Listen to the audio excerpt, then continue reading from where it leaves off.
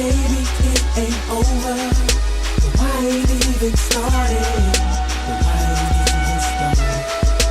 Why ain't even started? Baby, it ain't over. Yellow wolf in a black 87 box. Window crack, no endo sack, no crack rock. Only powder that I drop is the baby on my back. When I hop out the shower or in my cool socks. Step down on the throt, till breeze by the jocks. And they deep within me when I turn up the knock. But yellow don't stop, not a look. What I want to discuss today, well, first off, today is January 4th, 2012, and the time is 22:54. That is 10:54 for those of you that don't know military time. So the piece that I worked on today was about 2011 being a record-breaking year in terms of natural disaster occurrences. It cost the U.S. $32 billion this year. Now, I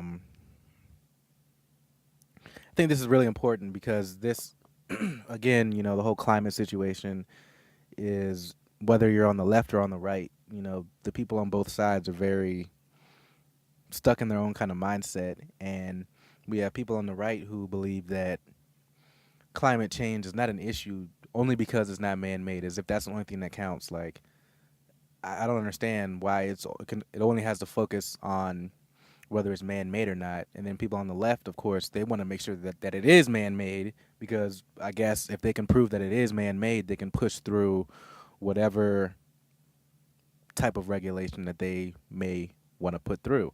But in my opinion, both sides need to recognize that regardless of what you want to get out of the situation that is occurring is an increased number of natural disasters. And not only an increased number, but an increased number of record-breaking natural disasters. According to the National Resources Defense Council, their researchers found that there were over 2,900 occurrences of record-breaking natural disasters last year alone.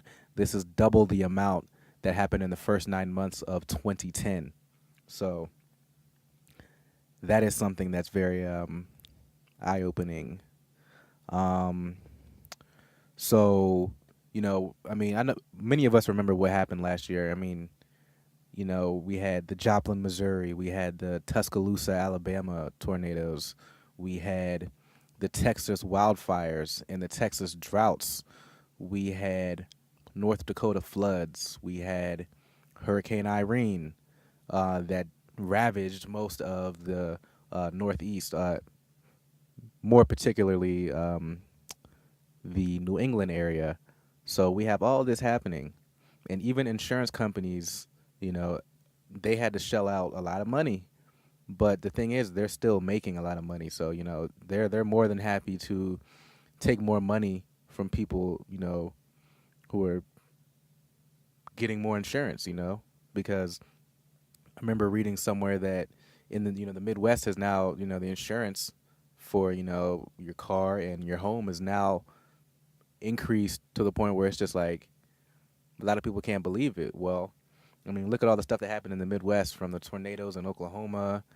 I know Oklahoma is the tornado central, but still, man, like, they're a lot more dangerous and just unpredictable than they've ever been. And you look at Missouri is the same way with the Joplin, Missouri thing happening.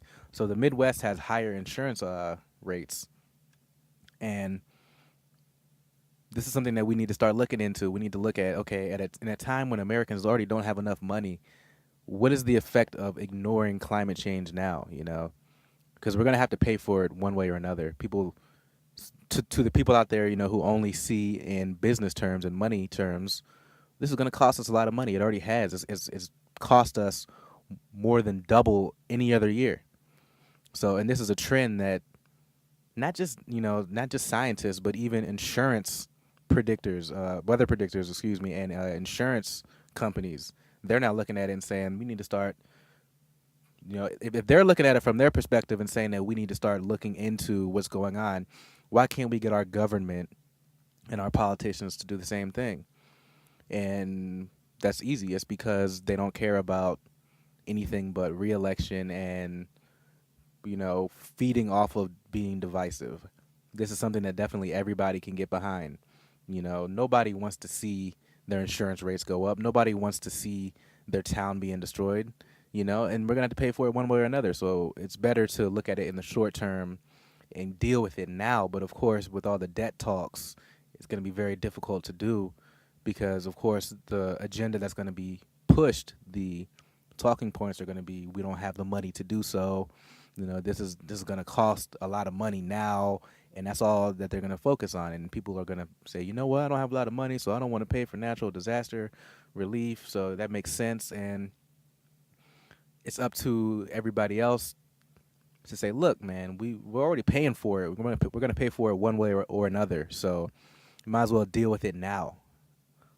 It's gonna be very hard to do. This is America. We're a very reactionary society, but hey, I'm still a little bit of an optimist. So yeah, I mean, just look at, for instance, this is the last note. I want to leave on this note, but just look at what happened in North Dakota. I'm not sure how to pronounce it. It's Minot, Minot, whatever it is. They had two schools had to be rebuilt in that town because of what happened. And what happened was a flood, the worst flood that they've seen in over 130 years. Almost, like Texas, which is they've seen the worst wildfires that they've ever seen. Excuse me.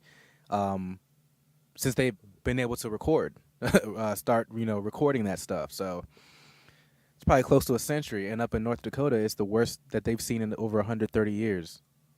So, and I think they had to shell out something around $30 million. So taxpayers gonna have to pay for it one way or another. It's just how much, and if we're gonna be very reactionary, the price is gonna be a lot higher. So, leave any feedback if you feel like you need to do so. If you don't leave any feedback. But that's where I want to leave that, and thanks for listening.